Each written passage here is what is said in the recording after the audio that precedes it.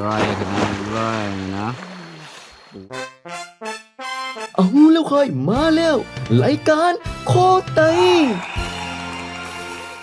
มาแล้วโคไต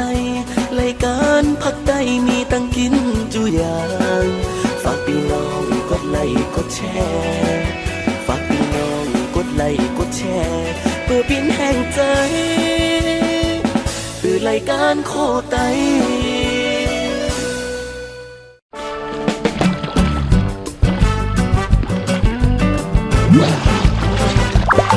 สวัสดีครับ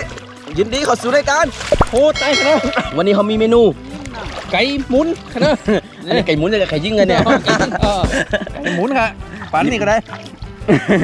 เราวันนี้เขามาเฮ็ดก็ทำตาม FC ขอมากเลยเนาะว่าเฮ็ดไก่หมุนนี่ค่อยเนาะไก่หมุนหิมฝังน้ำหกนี่ค่อยเนาะมาค่อย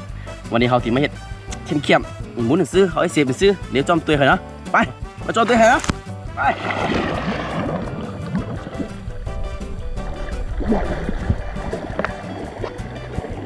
โอเคเลยเนาะก่อนอื่นเขาติมาซุ้มไฟก่อนเพราะว่ามันฐานมันจับยามเลยเนาะพอเขาเห็ดมักแล้ว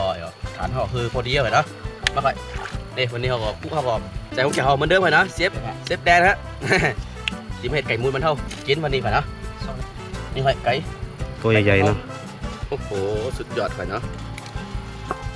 โอเคเนาะเขาตีมาเริ่มเฮ็ดขั้นตอนเนาะเฮ็ดเครื่องยัดใส่ต้องไก่หมุนนะ เครื่องมักเครื่องยัดมันเนาะมีปูไข่ขิงหอมแดงเนาะแล้วก็ตะไคร้พริกนะเป็นเผ็ดก็มีกันเนาะใส่หมดพริกไทยเม็ดเนาะเดี๋ยวตำใส่เนาะทุกอย่างนะหอมแดงหอยมาตำแม่ก็มามักมายัดในตองมันนั่นเนาะนี่เนาะบรรยากาศเขาอยู่ที่เนื้อร้อยน้ำมูกมาไกลเนาะคลิปนี้เขามาไกลแล้วเป็นไงให้ต้องรู้หรอ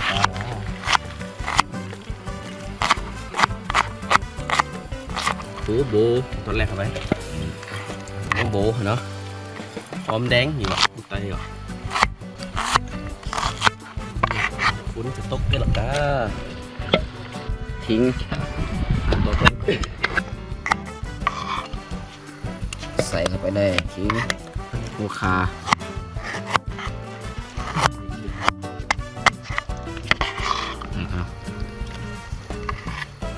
โอ้ขาตะไคร้ไข่ไข่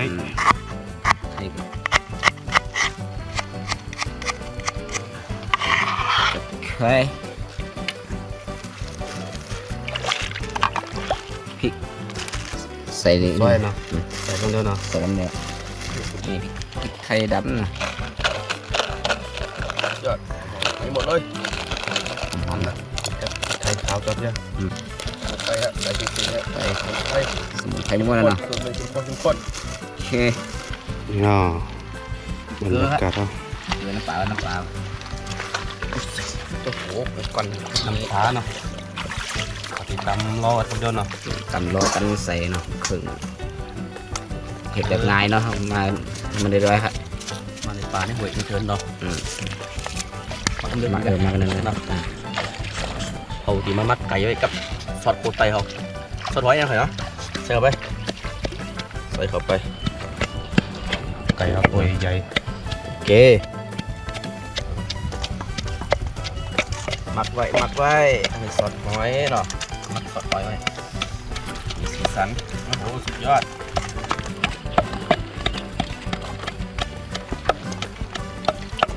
คลิปนี้ตามพี่น้อง FC แล้วเนาะพี่น้อง FC คอมเมนต์มาว่าเฮ็ดไก่หมุนไก่หันนั่นกันนะนี่เนาะมัดเรียบร้อยมันก็เอาลงเอาคือมันยัดใส่ที่กุดมันอีกเลยนะนี่เอาเครื่องใส่ได้นี่แล้วก็เอาดียิบมันนี่ก็เอาค้านยิบไปยิบมาอีกเดี๋ยวให้ซื้อจอมตัวเถอะเนาะแน่นอนแซ่บแน่นอนโอ้เครื่องเขาพดพร้อมเลยเนาะสมุนไพร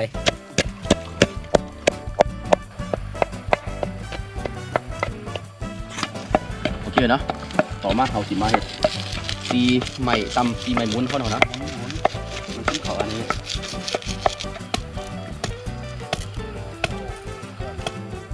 อ๋อเรียบร้อยเนาะขั้นตอนเนาะเราที่ได้มาตำคือมันเรียบร้อยแล้วเนาะถึงยัดกล้องมัน มาเป็นชิ้นเนื้อโตแล้วก็เอายัดไปก่อนเนาะ เพื่อความหอมของมันนะ ซุนก็เร็วเนาะใหม่เก็บที่หล้างเนาะ นี่สิ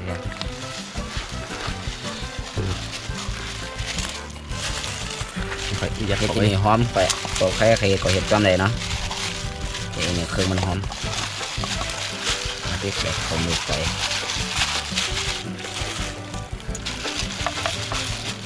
ทุกโตแล้วก็ยัดเก็บต้องมันเองเนาะเป็นที่เราเฮ็ดไว้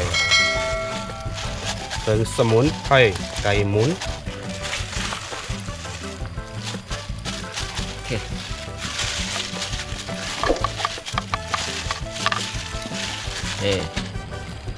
โอเคถึงขั้นตอนเซฟไหม้แล้วเนาะ ไม่ละ ไหม้หมุนเข้าไปเนาะไหม้ธรรมชาติแทงเข้าไปที่ตอ ไก่ มัน ไก่ก็ใหญ่ไม่ก็ใหญ่นะ จอยกันนะจอยกัน อันนี้หูเหมือนนี้ แดงมาที่คอนี่เสร็จไปสุดยอดแล้วอย่างงี้อ่ะกำเหมาะขนาด โอเคใหม่ไหมเนี่ย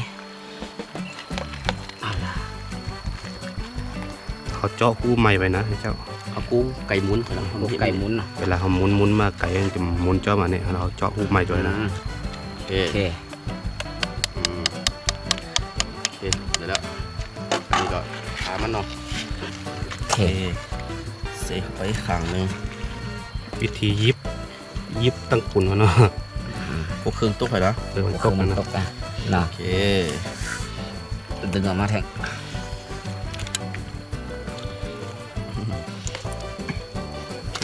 ครบแล้วนะตอนนั้นครบอ้อย โอเคนะ นี่ นี่มันหลุดไปไหนเนาะ ได้ หมุนกับหมุนนะเนาะ ฮัลโหล สวยๆนะ นี่สุดยอดนี่เหรอไก่เฮา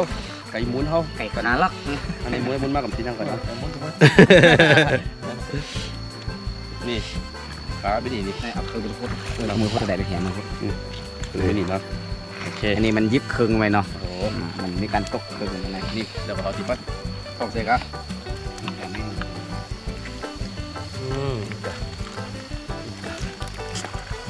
กับหมอขนาดอ่ะ โอเคค่ะนะเดี๋ยวก็มาตำจิ้ม3รสค่ะนะใส่ต่อมาแล้ว โอ้เต็ม นะมีแถม มะพริก มีแถมนอไม่เอาน้ำหกอะไรโอ้ยแบบแถมนะได้กุ้งมานะ ยอดนะ ยอดนักกุ้งนะกุ้งน้ำแม่ยับขายกิโลเป็นพันเลย ให้กับเราอยู่พัน พันแจ๊ดเนี่ย โอ้ยได้แล้วเนาะเฮ้ยแล้วกุ้ง มึงอันนี้มือยับเอาไว้กันเนาะขนาดยับเอาได้มือเนาะ กุ้งแม่นนำหกนะเนี่ย ทำหวานอะไรที่ไหนน้ำมันนี่ค่ะเนาะนำมา แต่นะสุดยอดเมนูเสริม เสียหมดเนี่ย โอเคคลุกเข้าไปแล้ว โอ้ โอ้ ชี้เนาะได้ความจีกุกละ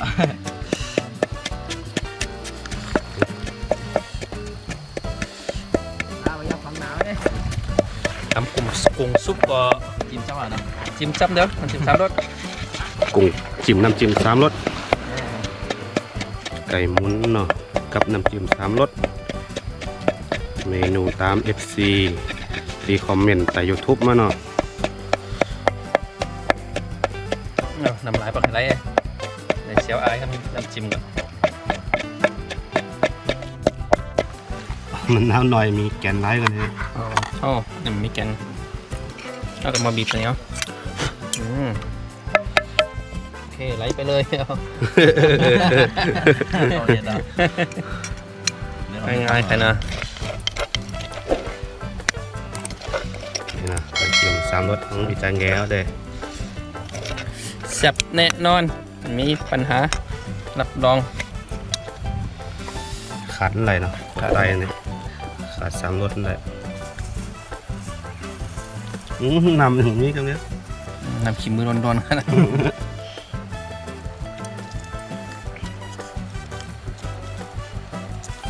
โอ้มีน้ำ โอ้ยหน้าอ่อนก็นี่ จะให้ซื้อกันเนาะเป็นน้ำจิ้ม2 รสนะครับนี่2นี่2น้ำมันเป็นมั้ง เรียบร้อยกุ้งเฮาเดี๋ยวให้มาจิ้มกันจิ้ม3รสมันจะแหง่ด้วยจิ้มด้วย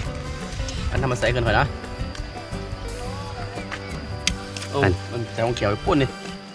ฮักกุ้งอยู่วะฮักกุ้งได้อยู่วะ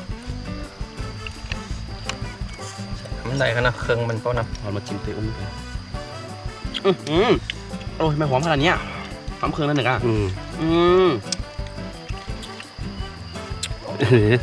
ดูยอด น้ำใส่ไหล มันใหญ่ นี่กุ้งนะ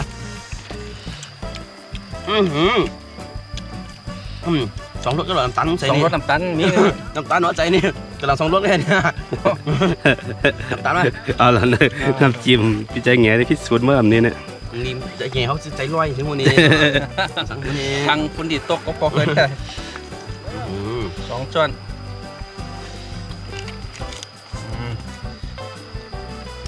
โอเคเอาอย่างเหลือตัวเดียวก็เลยโธ่ มันหวานเนี่ย อันนี้เมนูเสียมมาเนาะ เอาลง พี่ใจของแกเอาไปหามาเนี่ย นี่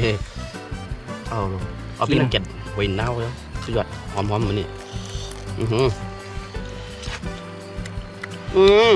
หมอขนาดสุดยอด กุ้งธรรมชาตินะ หมอหลักหนึ่งเนี่ย นี่ตามปีใจของแกเอามาไหลมาใครดิบๆก็แล้วตัวเด้อ ไอ้ดิ้นเด้อ เต้นะตัวเด้อไปหามาสดๆนั่นเนี่ย มือเนาะสุดยอดจิ้มน้ำจิ้มของแจ้งเงี้ย ไอ้โซ่ดิบ สุดยอดกุ้งน้ำแม่อร่อยเนาะ ไปหามาสดๆหาสดๆนั่น สุดยอดน้ำในกุ้งปีน่ะสุดยอดอ่ะโอ้น้ำจิ้มอร่อยสุดยอดโอเคหาต่อ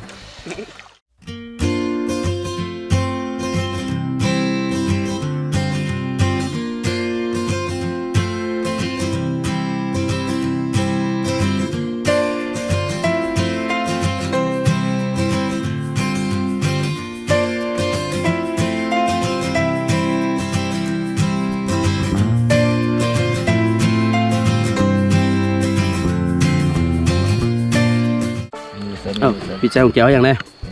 ปิงปูกันนะปู นี่ น้ำ ฮะ ปูน้ำเมย์กันนะสุดยอดกันนะ เนี่ยในไก่เขามันเหมือนไก่ย่างเลยนะเหมือนไก่ป้อมอะ เหมือนไก่ป้อมมาเลยวะ กลับมาตีวัน เนี่ยนะพี่ใจของแก นะตัวว่าจบนะ พี่ใจของแกกว่าเอาจอมฝั่งน้ำหกนี่แกนะปูฮะนะธรรมชาตินี่จำมันเนี่ย น้ำ สุด น้ำ ยอดเลย แต่ปองมาเขามาเอาเมนูอย่างมาเฮ็ดเนาะมาสหาในเกิดได้ป่า ได้เสร็จได้ป่าเนี่ยครับ หาอย่างกินได้ก็ กินเนาะ กินกันเนาะ ผักกูดก็กินผักกูดเนาะ เนาะโอเคมาประชุม เอาชีวิตรอดในปากอะ จอมตีให้นะ บอกให้กันเฮ็ดก็คอมเมนต์ห้องนะ คอมเมนต์ คอมเมนต์กันนะ เฮ็ดลองไม่เฮ็ดตัวจังได๋ก็คอมเมนต์มากันนะ ร้อยกันร้อยนะปูนี่ครับปูน้ำหกอร่อยเนาะหอมอ่ะเอามาเนาะใครจะกินปูอะสุดยอดค่ะสุดยอดค่ะหน้าตาค่ะเนาะจริงๆค่ะหลายปอกหลายวันมาเฮาแต่มาเฮ็ดที่ไหนเนาะเว้ย กินเนาะนี่ปูมีฮะ เราปูค่ะเนาะวุ้ตังลูกมันปูน้ำเมย์นี่สุดยอดค่ะเนาะเนื้อมันแน่นๆครับมันปูที่เล่เลยนะปูที่ไหนน้ำจิ้มฮะ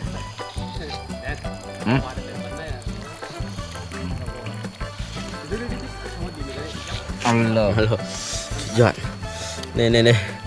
โอ้กรอบๆมันจุ๊บแป้งทอดน้ำเหลืองเลย เป็นขอนะชิมตัวครับน้ำจิ้มใจเงี้ยฮะ โอ้เสียงคุบขับครับ ดียามเนี่ย ลองจิ้มเตยกันหน่อย เพื่อน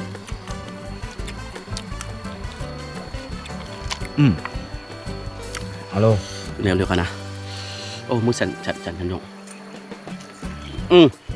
ดียามเต็ม บอกขนาดเจ้าเต้ นะครับ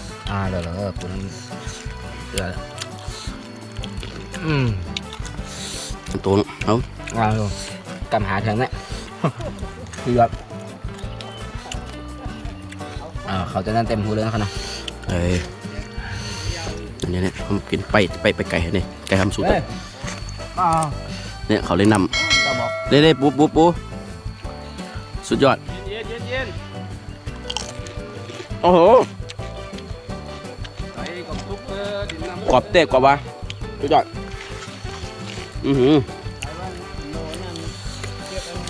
เจอไก่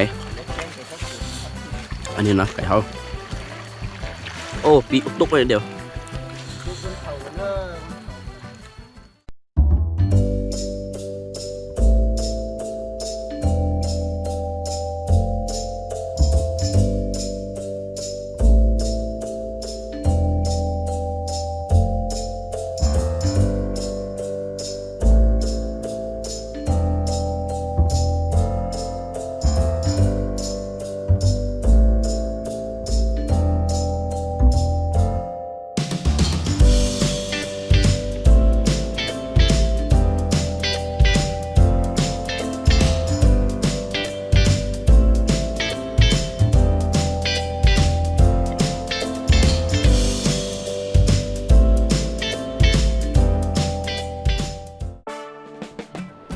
โอเคเนาะ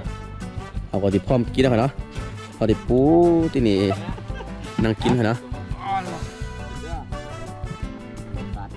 ธรรมชาติกัดเย็นค่อยเนาะสุดยอดโอเคมาตัวแก้วสู้อะพร้อมกินละ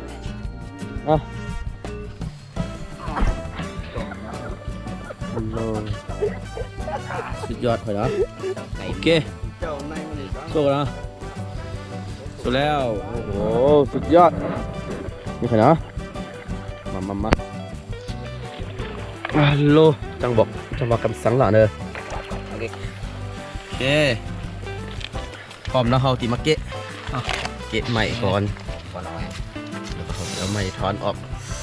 ทับสนับสนุนด้วยโอ้นำโขก โอ้ไม่ถอดออกแล้วเลยดีสุดยอดเลยนะมาให้ถอดออก ทอดผ้า เอาไป ฝากกันกำใส่น้ำตก เลยซุก โอ้สุดยอด ยอดนะอร่อยตามท่อเลย เด้อโลสุดยอดเลยนะ เอานำยอดไหนมาแล้ว โอ้โหนี่ปลาที่นี่โอเค เสื้อเตะ อันคอเรียบร้อยโอ้มันโอเค ๆโอ้ โอเค โอ้ย สุดยอด คล้ายเป็ดหันนั่นนะ นี่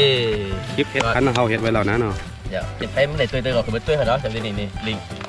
เนิน อันนั้นเป็ดหันเนาะ ไปหัน อันนี้ไก่หันเนาะ โอเค ตามตัว ตามตัวเนาะขามันก่อนเลยค่ะเนาะเอาลูกกรอบๆนี่อันนี้เบียดใจแง่แม่มักให้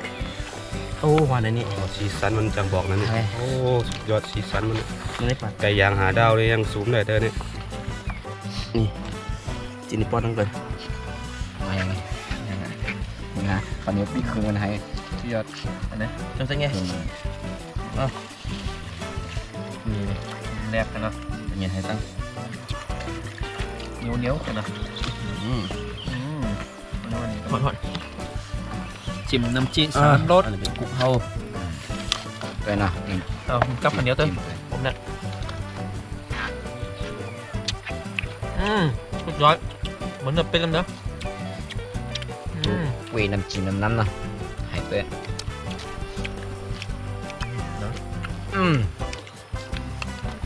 สุดยอดไปลองจิ้มเตะปัดหนังมันจิ้ม3 รสเข้าไปไล่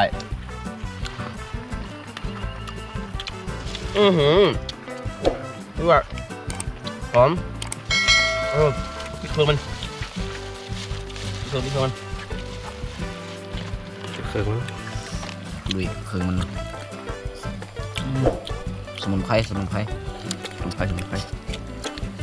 เครื่องมันหอมทุกทิ้งหัวขาแล้วใครรสขนาดเยอะสุดยอด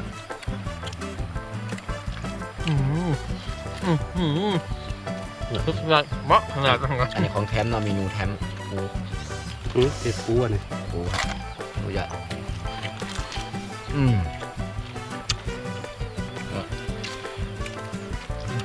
โอ้เก่งนี่คาราปอสหายไปกันอันนี้ขาอุกมันเนาะ ต้องบอกกันเนาะหอม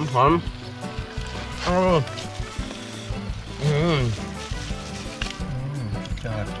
ไม่กอดโอ้ไม่กอดว้าว เครื่องไรๆค่ะเครื่องไรๆหมอขนาดเงย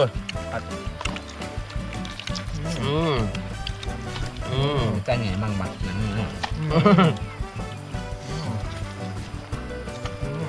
นี่เขาเอาหนังมันบะสุดยอด หนังกรอบๆขนาด ใหญ่โตๆอารมณ์จำบอกเลยยอดจริงๆนี่ นี่ เค เค รื่ รื่องมันเนี่ยทั้ง3รสเลย สุดยอด ต้องบอก เดี๋ยวกับ ตัดโคตรออกเลย ทั้งจะครอบของ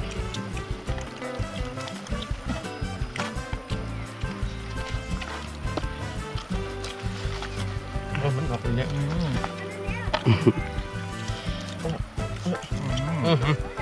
ต้องจับเอาพังพันเลยนะ กินโหนเสื้อเนาะหนังถังควันนั่นมันยอด จะขับแอนก็เนี่ยโหเนี่ย เอา แขกรับเชิญ กรอบ เล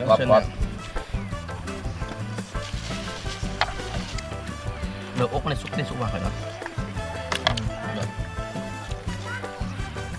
มากินน้ำจิ้มเลยอืม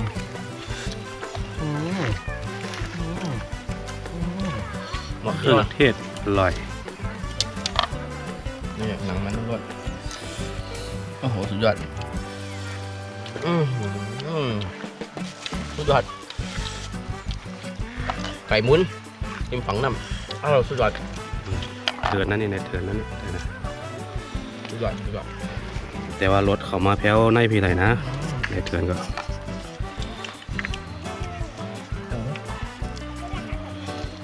พี่ใจไงมันกินแค่ปูนะมาหนังหกนี่ไม่ง่ายนะมาเนื้อร้อยเนี่ย จิ้มตัว ทำ ใจเงี้ยจามตัวขนมปูนี่สุดยอด เมนูปูเขาก็เฮ็ดมาแล้ว หากินในป่าเนาะมาสัตว์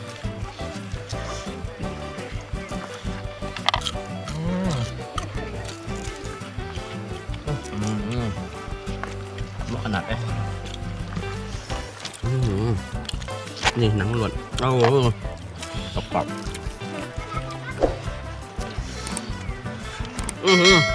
สุดยอดเจ๋อ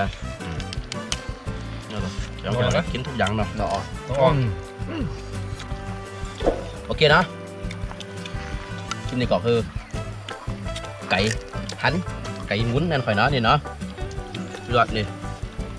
เหลือบ่อย่าเหลือเอาไว้ทีมงานครับผมได้กินไลฟ์ไม่ได้ โอเคเนาะพอชอบคลิปนี้ก็ฝากพี่น้องเขากดไลค์กดแชร์เป็นแรงใจในการ เป็ เป็น น ไก่ ไก่ ใจ เนาะ กันเนาะ กดติดตามเป็นไลฟ์ค่อยเนาะ แล้วใครเฮ็ดเมนูสั่งเองก็ คอมเมนต์มา คอมเมนต์มาได้ครับ คอมเมนต์มาในไลฟ์ค่อยเนาะจะได้เป็นแรงใจกันในไลฟ์โอเคคลิปนี้ก็มีไลฟ์ยังไงฝากไอเสีย เกี่ยว โอเคบายบายบายบายบายบายโอเคเจอกันใหม่